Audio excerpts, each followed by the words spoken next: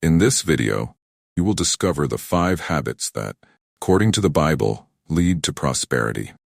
Have you ever wondered what differentiates prosperous people from those who are not? Have you questioned why some people manage to grow financially while others always face difficulty? Do you feel that your financial life is stagnant and not progressing?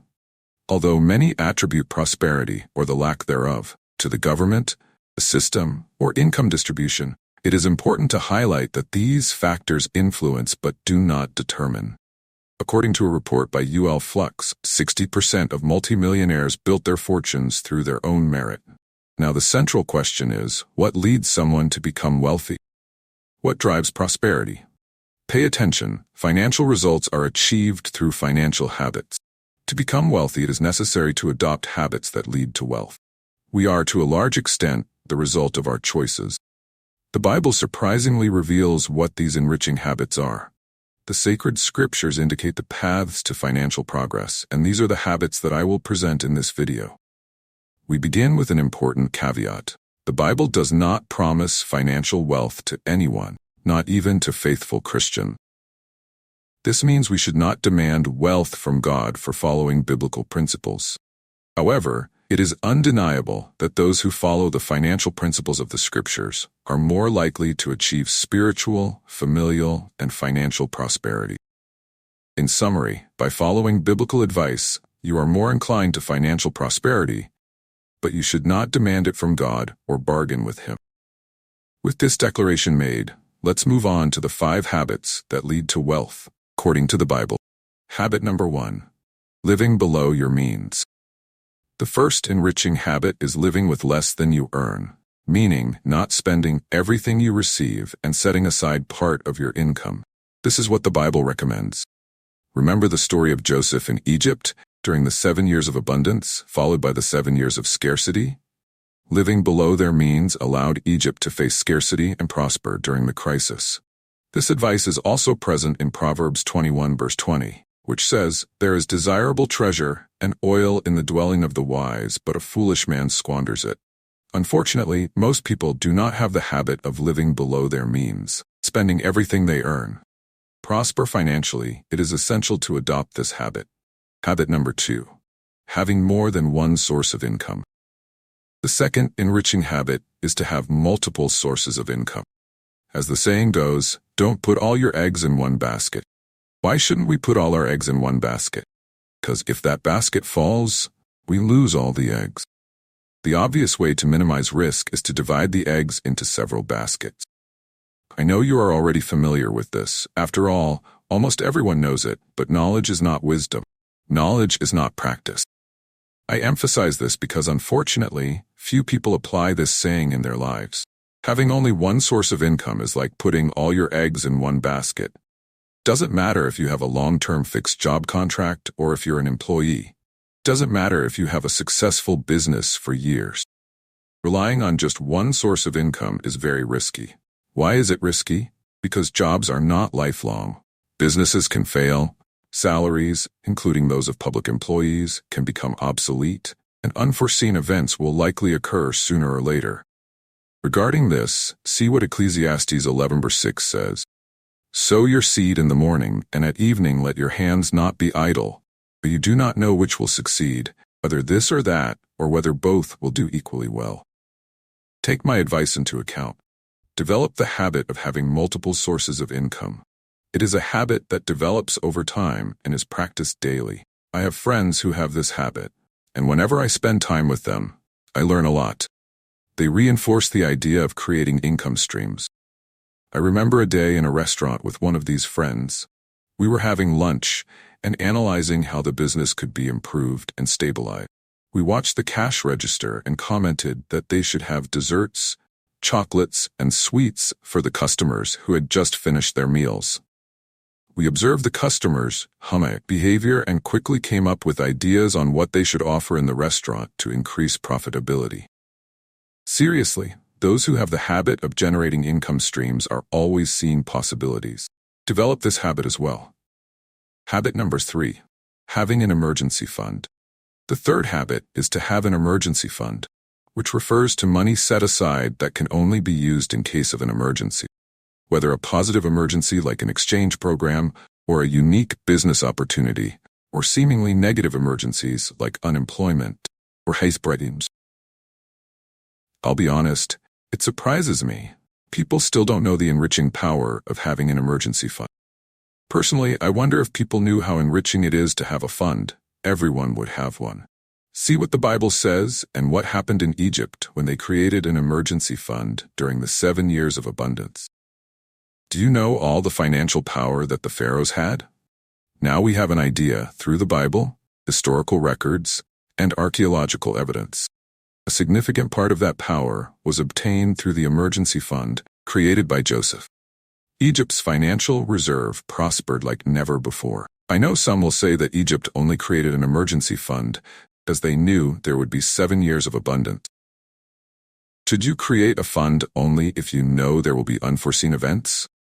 Well, listen to me. Unforeseen events will always happen. In fact, they are expected. This is what the Bible says in Ecclesiastes 9:11. I have seen something else under the sun. The race is not to the swift or the battle to the strong, nor does food come to the wise or wealth to the brilliant or favor to the learned. But time and chance happen to them all. And unforeseen events affect everyone. It doesn't matter if you serve God and follow His commandments and statutes. You are not free from unforeseen events. It is wiser to be prepared to face them. And one way to prepare is with an emergency fund. After all, money serves as a defense.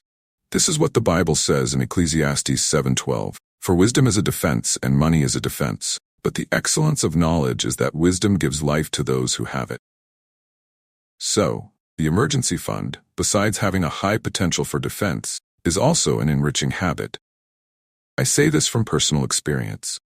If you have been following me for some time, you probably know that I became unemployed shortly after getting married. This happened when I took on new financial commitment. Losing my job could have ruined many lives, but, thank God, at that time I already knew the biblical teachings about the emergency fund. Thank God, I had already created a fund that could sustain me for more than a year. It was through this fund that I was able to fulfill my dream of dedicating myself full-time to transforming lives through biblical financial teachings, without the need for a fixed job, and without facing the chaotic daily traffic of my city. Habit number 4, investing. Remember that the enriching habits mentioned here, such as living below your means, are one of the reasons why you should live below your means. Be able to invest. It is undeniable that acquiring the habit of investing in stocks, real estate funds, fixed income, properties, businesses, or other products will enable a much more prosperous financial life. The Bible exhorts us about investment in various moments. One of these moments can be seen in the parable of the talents told by Jesus in Matthew 25. In summary, this parable tells the story of a master who distributes his goods among his servants according to their abilities. Some servants invested what they received and multiplied their goods. One of the servants kept what he received and did not invest. When confronting him about this attitude, the master said, "You should have put my money on deposit with the bankers so that when I returned I would have received it back with interest." Matthew 25 verse 27. Everything we have belongs to God, and He wants us to multiply the resources He entrusts to us. Yes, our spiritual, familial, and financial resources should be multiplied. I repeat, if you truly want to have a more prosperous financial life, you need to learn to invest. After all, it was decided that you could stop working for money by investing. It is through investment that you make money work for you, and it is through investment that you will achieve your financial freedom. I won't lie, acquiring the habit of investing is not easy at the beginning, especially when it comes to investments and financial products. Initially, you may feel afraid of opening an account with a brokerage, transferring money to that brokerage, and choosing the financial products to invest in, whether in fixed income or variable income. My advice is not to let fear stop you from investing. Over time, you will learn, feel more confident, and the results will start to show. The fifth enriching habit, according to the Bible, is seeking wisdom. Proverbs says, "Blessed is the man who finds wisdom, the man who gains understanding, for the profit from it is better than silver, and its yield better than fine gold." The path to financial prosperity inevitably passes through wisdom. But what is wisdom? One of the best definitions of wisdom is knowing how to do. It is knowledge put into practice. Remember this well. Wisdom is knowing how to do. It is knowledge put into practice. I want to emphasize this because knowledge alone has little value. What truly matters is the practical use of that knowledge. For example, many know that it is important to save money, but few have the wisdom to actually save. Upon hearing what I have said here about the importance of living below your means, unfortunately, few will have the wisdom to do so. See what Proverbs 13:16 says.